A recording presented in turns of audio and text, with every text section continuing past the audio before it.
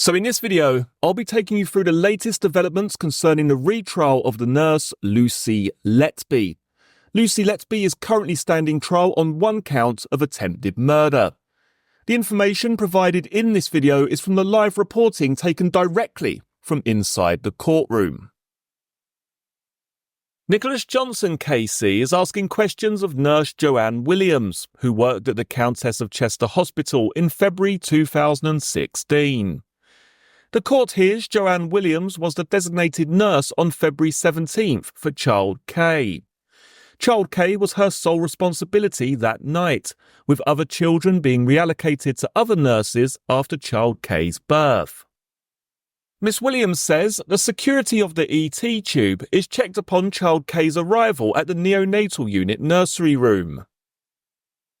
Miss Williams is asked to look at the intensive care chart. The readings are in her writing for 3:30 a.m. Writing for an event timed at 3:50 a.m. at the bottom of the chart for the morphine administration is in another person's writing. Mr. Johnson asks about a few readings on the 3:30 a.m. chart. The leak 94 reading, the VTE 0.4 and the oxygen saturations of 94. Miss Williams says she cannot remember recording them. She said she noted the 94 leak reading at the time and her job was to escalate that. She adds that clinically Child K looked well, but she would escalate that reading to Dr. James Smith or Dr. Ravi Jairam. Miss Williams says it was very important to keep the parents updated. She says at 3:30 a.m. she did a lot of things in relation to observation. She said in her statement she had left the unit at approximately 3:30 a.m.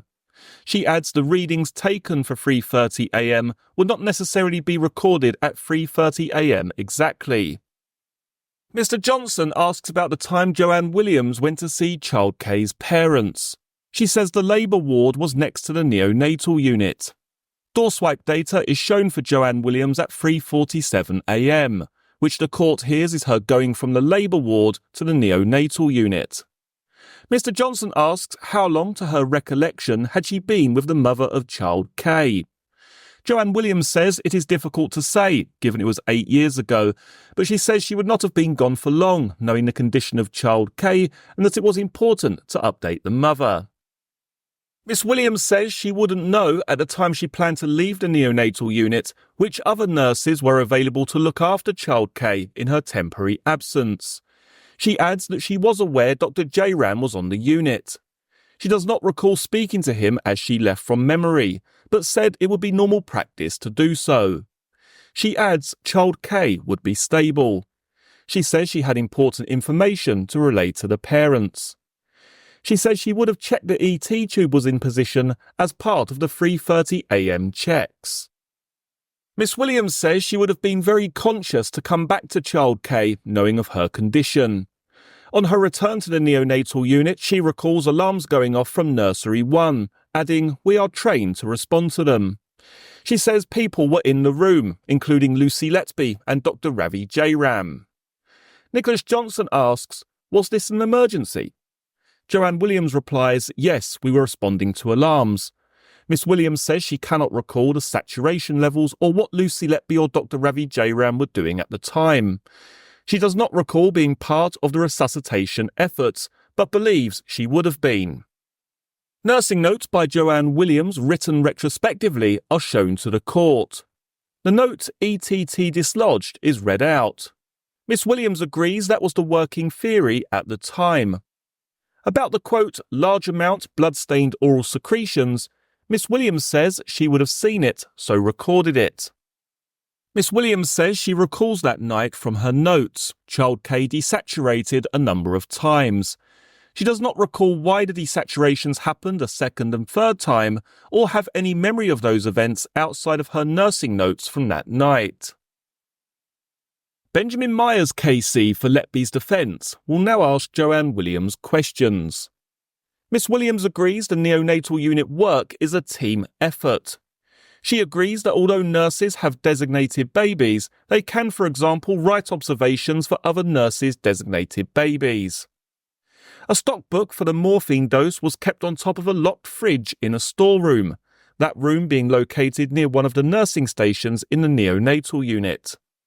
The morphine was recorded as being taken out of the fridge at 3:30 a.m.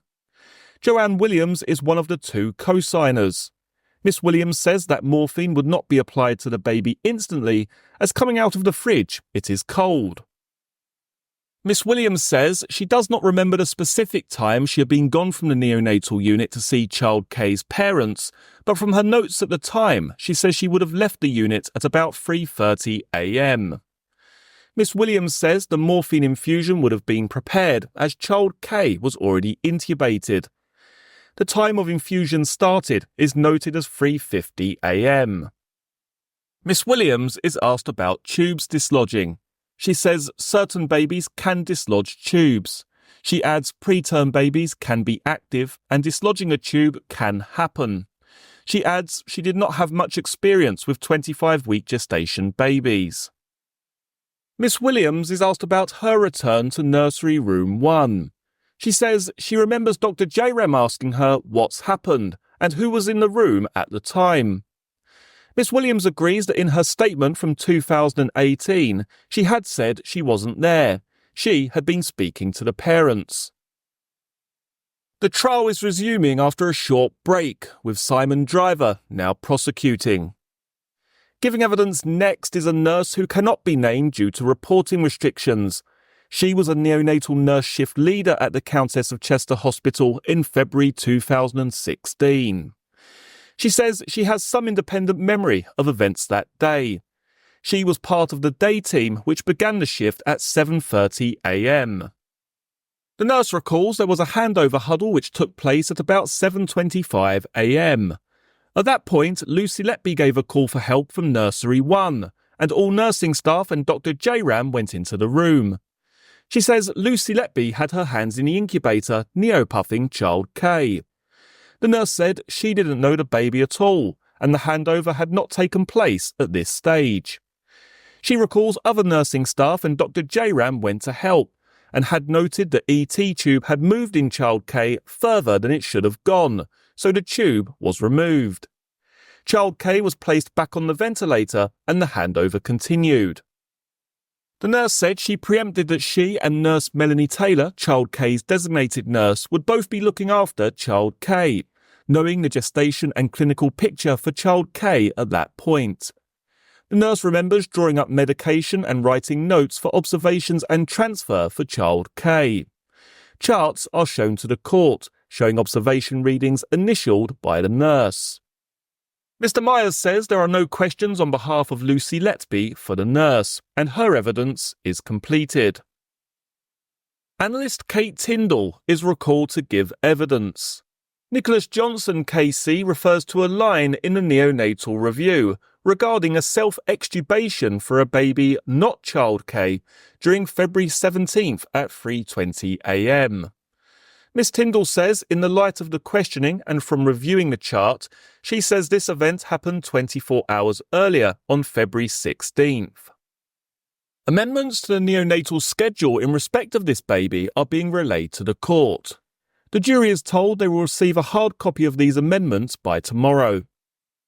The court hears the source of the misunderstanding was from undated charts and readings which looked like they referred to the morning of February 17th, but when checked with relevant nursing notes were found to relate to readings made on February 16th and February 18th.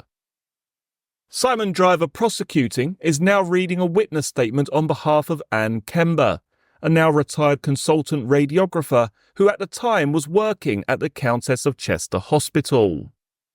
Miss Kember describes the process of the portable X-ray machine being used. She confirms she took child K's X-ray. The timing of the X-ray on the machine at 6:07 and 23 seconds is known to be wrong, Miss Kember says. She adds staff did not know how to change the machine's internal clock. A statement by Sean Anderson is also read out.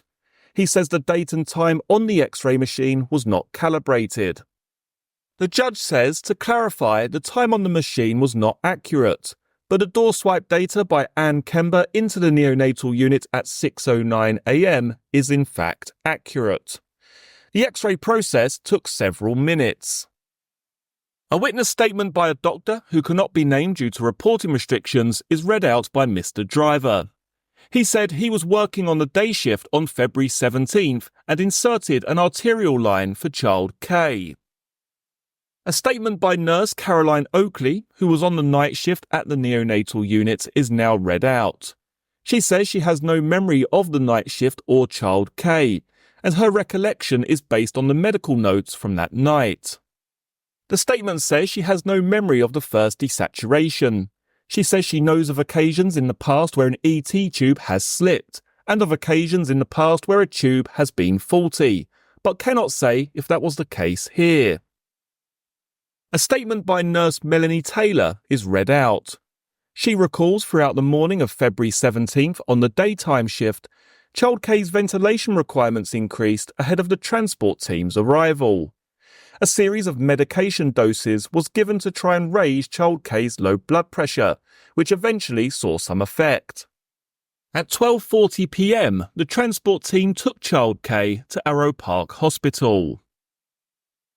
A statement by clinical engineering manager Stuart Eccles is read out. His statement is in relation to ventilator system monitors. He says the hospital's touchscreen monitors are standalone and not networked. He adds nurses will get their observations from the monitor readings and observing the babies. He adds when monitors record readings which are outside of a preset range, the alarm will sound. The alarm system can be paused with a 1-minute countdown, with a visual countdown to the alarm going off. The user can press it again after that minute to pause it for a further minute. He adds it is possible to pause the alarm in advance of treatment. It is also possible to silence the alarm with the silence alarm button. In this instance, the alarm will present a visual indicator.